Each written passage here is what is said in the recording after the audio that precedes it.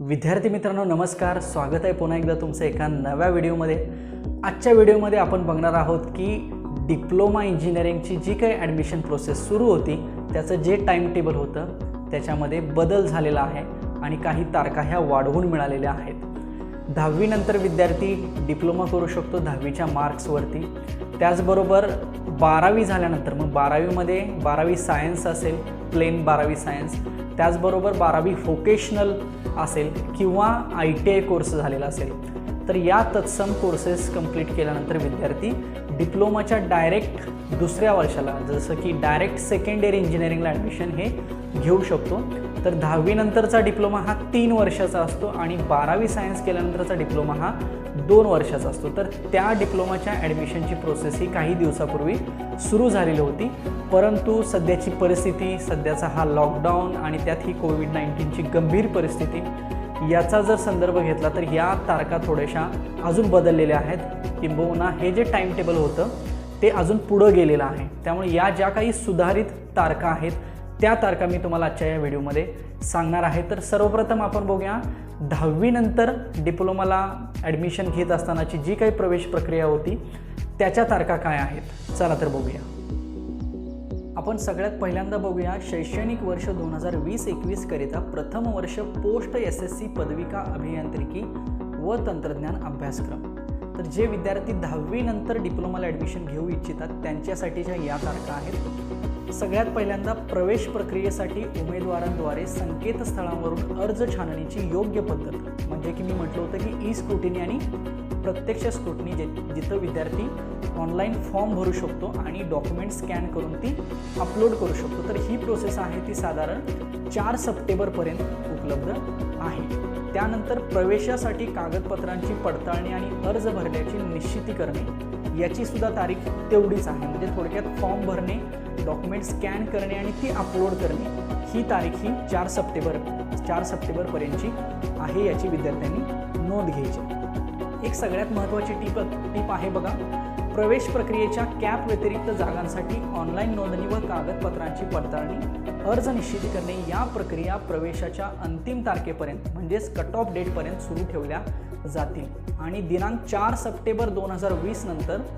Scrutiny पद्धतीद्वारे किंवा प्रत्यक्ष स्क्रुटनी पद्धतीद्वारे नोंद होणारे सगळे अर्ज हे संस्था स्तरावरील जागांसाठी व कॅप व्यतिरिक्त जागांसाठीच विचारात घेतले जातील। ही एक सगळ्यात महत्त्वाची टीप DTनं दिलेली आहे। त्यामुळे विद्यार्थ्यांनी शक्यतो 4 सप्टेंबरच्या आधीच फॉर्म भरणं जास्त महत्त्वाचं असेल, जेणेकरून त्यांना कॅपमधून ॲडमिशन घेता येईल। त्याचबरोबर मी म्हटलं होतं की तात्पुरती म्हणजे प्रोव्हिजनल मेरिट लिस्ट जी डिस्प्ले होणार आहे ती साधारण 7 सप्टेंबरला डिस्प्ले होईल।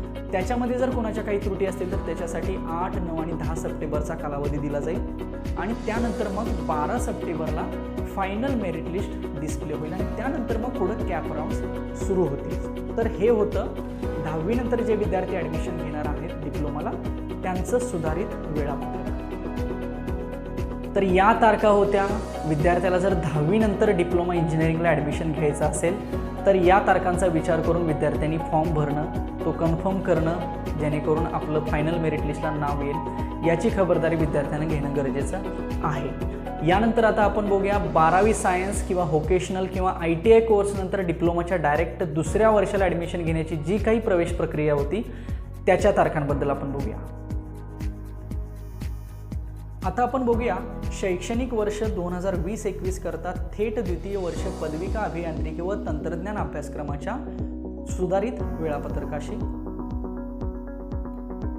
सगळ्यात पहिल्यांदा प्रवेश प्रक्रियेसाठी उमेदवारांद्वारे संकेतस्थळावरून अर्ज छाननीची योग्य पद्धत म्हणजेच फॉर्म भरणे, डॉक्युमेंट स्कॅन करणे आणि अपलोड करणे ही तारीख साधारण 7 सप्टेंबरपर्यंत उपलब्ध असेल। त्यानंतर त्या डॉक्युमेंटची कन्फर्मेशन जी आहे पद्धत किंवा त्या डॉक्युमेंटचं जे कन्फर्मेशन आहे ते साधारण 7 सप्टेंबरपर्यंतच आहे। म्हणजे फॉर एक्झाम्पल विद्यार्थ्यांनी अर्ज भरणे, डॉक्युमेंट स्कॅन करणे आणि ते अपलोड करणे आणि कन्फर्मेशन करणे हे 7 सप्टेंबरपर्यंत करायचं आहे। इथं सुद्धा एक टीप दिलेली आहे सेम जी मागाच्या सारखीच आहे, परंतु इथं तारीख फक्त 7 सप्टेंबरची आहे। त्यामुळे विद्यार्थ्यांनी 7 सप्टेंबरच्या आधीच फॉर्म भरणं जास्त महत्त्वाचं ठरेल। तात्पुरती गुणवत्ता यादी म्हणजेच प्रोव्हिजनल मेरिट लिस्ट ही 10 सप्टेंबरला डिस्प्ले होईल त्यामध्ये जर कोणाच्या काही त्रुटी असतील तर त्याची दुरुस्ती करण्यासाठी 11, 12 आणि 13 असे 3 दिवस मिळतील आणि त्यानंतर मग 15 सप्टेंबरला फायनल मेरिट लिस्ट डिस्प्ले होईल आणि त्यानंतर मग पुढचे कॅप राऊंड्स सुरू होतील. तर ही प्रोसेस होती जी डिप्लोमाला डायरेक्ट सेकंड इयरला ज्या विद्यार्थ्यांना ॲडमिशन घ्यायचं आहे, थेट द्वितीय वर्ष पदविका व अभियांत्रिकी तंत्रज्ञान अभ्यासक्रमासाठी ज्यांना ॲडमिशन घ्यायचं आहे त्यांच्यासाठीची ही प्रोसेस आहे आणि त्याचं हे सुधारित वेळापत्रक आहे. तर या तारखा होत्या डिप्लोमा डायरेक्ट दुसऱ्या वर्षाला जे विद्यार्थी ॲडमिशन घेणार आहेत त्यांनी या तारखांचा विचार करून जो काही आपला फॉर्म भरणं आहे भरायचा आहे तो व्यवस्थित भरणं अपेक्षित आहे. मी थोडक्यात तुम्हाला प्रोसेस कशा पद्धतीनं असते याचा एक सारांश देतो या ठिकाणी. तुम्ही पहिल्यांदा फॉर्म भरायचा असतो. फॉर्ममध्ये व्यवस्थित तुमची योग्य ती सगळी माहिती भरायची असते आणि तुमच्या प्रवर्गानुसार किंवा तुम्ही जो फॉर्म भरलेला आहे त्याच्यानुसार तुम्हाला एक डॉक्युमेंट लिस्ट जनरेट होते. त्या डॉक्युमेंट लिस्टप्रमाणे तुम्ही ती सगळी योग्य डॉक्युमेंट्स त्या ठिकाणी स्कॅन करून अपलोड करावी लागतात. मग यामध्ये तुम्ही ई स्क्रुटिनी म्हणजे अगदी घरामध्ये बसून इंटरनेटद्वारे सुद्धा ही प्रोसेस करू शकता किंवा तुम्ही त्या तत्सम फॅसिलिटेशन सेंटरवरती जाऊन सुद्धा ही प्रोसेस कंप्लीट करू शकता. तुम्हाला जे सोयीस्कर वाटेल, जे योग्य वाटेल ते तुम्ही करू शकता. अशा या 2 पद्धती यावेळेस आपल्याला DTEने दिलेल्या आहेत. तर ई स्क्रुटनीद्वारे सुद्धा तुम्ही फॉर्म भरू शकता आणि FC जाऊन सुद्धा तुम्ही फॉर्म भरू शकता. सो फॉर्म भरणं, डॉक्युमेंट स्कॅन करणं आणि ती अपलोड करणं ही प्रोसेस पहिल्यांदा करावी लागते.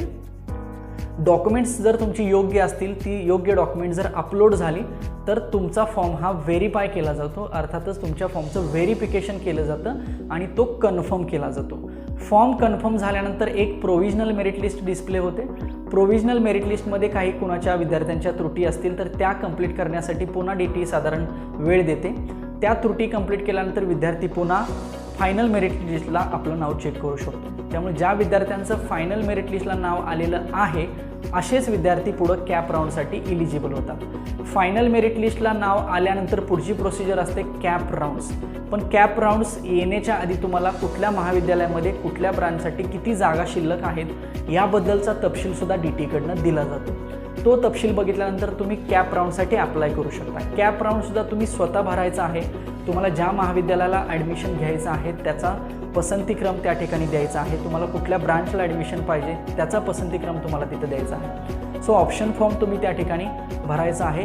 ऑप्शन फॉर्मची अलॉटमेंट होते काही दिवसानंतर. अलॉटमेंट झाल्यानंतर कळतं की तुम्ही कुठल्या कॉलेजला इलिजिबल आहात. म्हणजे तुम्ही ऑप्शन फॉर्ममध्ये जे महाविद्यालय किंवा ज्या ब्रांचेसची पर्याय दिलेला असतो त्या ठिकाणी जर तुम्ही इलिजिबल असाल तर तुम्हाला त्या ठिकाणी अलॉटमेंट होते आणि जर तुम्हाला ती अलॉटमेंट स्वीकारायची असेल, तुम्हाला ते ॲडमिशन कन्फर्म करायचं असेल, मग पुढची प्रोसिजर एकतर तुम्ही त्या ARC सेंटरवरती जाऊन ते ॲडमिशन कन्फर्म करून त्या महाविद्यालयामध्ये ॲडमिशन घेऊ शकता. पण ही साधारण प्रोसेस पुढची असते. कॅप राऊंड 1, कॅप राऊंड 2 किंवा कॅप राऊंड 3. अजून ही प्रोसेस कधी होणार याबद्दलचं कुठलंही नोटिफिकेशन नाही आहे. आत्ता फक्त विद्यार्थी फॉर्म भरू शकतो, डॉक्युमेंट स्कॅन करू शकतो, तो अपलोड करू शकतो आणि त्यानंतर त्याचं व्हेरिफिकेशन होईल आणि त्यानंतर मग त्याचं प्रोव्हिजनल मेरिट लिस्ट आणि फायनल मेरिट लिस्टला नाव येईल. सो सध्याची तरी हीच प्रोसिजर आहे आणि त्याचं हे सुधारित वेळापत्रक आहे जो मी तुम्हाला सांगायचा प्रयत्न केला. आपण भेटूया पुढच्या एका व्हिडिओमध्ये असंच एक इन्फॉर्मेशन घेऊन, अशीच एक ॲडमिशन संदर्भातली इन्फॉर्मेशन घेऊन. तुम्हाला काही शंका असतील तर तुम्ही कमेंट बॉक्समध्ये नक्की त्या शंका विचारा. त्या शंकांचं निरसन करायचा मी प्रयत्न करेन.